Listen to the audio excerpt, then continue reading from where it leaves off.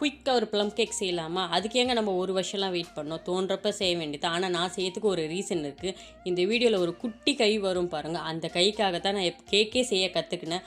அந்த கையால் தான் நான் கேக்கை எப்படி எப்படிலாம் விதவிதமாக செய்யலான்றதும் ட்ரை பண்ணிகிட்டே இருக்கேன். இப்போ அவருக்காக ப்ளம் கேக் தான் எல்லா ட்ரை ஃப்ரூட்ஸும் ஆரஞ்சு ஜூஸில் சோக் பண்ணி வச்சுருந்தேன். நான் ஒரு 1.5 hours சோக் பண்ணி வச்சுருந்தேன்.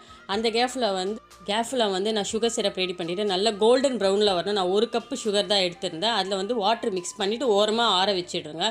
1 கப்பு எண்ணெய் வேணும். ரீஃபண்ட் ஆயில் தான் எடுத்துக்கணும். அதே கப்பில் வந்து பாலும் எடுத்துக்கணும். நல்லா மிக்ஸ் பண்ணிடணும். 1 கப்பு வந்து நான் மைதா எடுத்திருந்தேன். நல்லா ஜலிச்சிடுங்க. 1 ஸ்பூன் பேக்கிங் பவுடரும் 1/2 ஸ்பூன் பேக்கிங் சோடாவும் போடணும். அப்போ தான் வந்து கேக்கு சூப்பராக வரும். நல்லா மிக்ஸ் பண்ணிவிட்டு நம்ம ஆல்ரெடி மெல்ட் பண்ணி வச்சுருந்த அந்த சுகர் சிரப்பையும் போட்டு நல்லா மிக்ஸ் பண்ணணும். அப்போ தான் அந்த கோல்டன் ப்ரௌனில் வரும். இப்போ பார்த்தீங்களா நல்லா கோல்டன் ப்ரௌனில் வந்தது. இதில் வந்து நம்ம சோக் பண்ணி வச்சுருந்த ட்ரை ஃப்ரூட்ஸ் எல்லாமே ஒன்றா போட்டு நல்லா மிக்ஸ் பண்ணணும். ஏன்னா ட்ரை ஃப்ரூட்ஸ் வந்து எல்லா பக்கமும் போகிறதுக்காக தான். நல்லா மிக்ஸ் பண்ணிவிட்டு எனக்கு வந்து பேக்கிங் ட்ரே இல்லைன்றதுனால நான் வந்து ப்ரெட்டோட ட்ரேயில் போட்டிருந்தேன். குவான்டிட்டி கம்மியாக இருந்தது. ஒரு 20 to 30 மினிட்ஸ் நம்ம பேக் பண்ணி எடுத்தோன்னா இந்த மாதிரி சூப்பரான ப்ளம் கேக் 10 to 20 மினிட்ஸ் நல்லா ஆறின அப்புறமா கட் பண்ணி சாப்பிட வேண்டியதான். ரொம்ப ஈஸி தான். வீட்டிலேயே இருக்கிற பொருளை வச்சு ட்ரை பண்ணலாம்.